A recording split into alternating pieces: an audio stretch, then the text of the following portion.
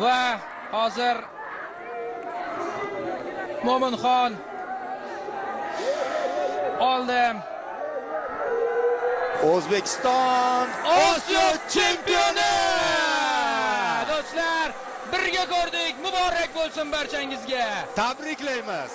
Chin dildan super turnir o'tkazishdi. Bir nafasda birinchi turdan finalgacha yetib borishdi va finalda hamma yoqni portlatib tashlashdi emotsiyalar bilan.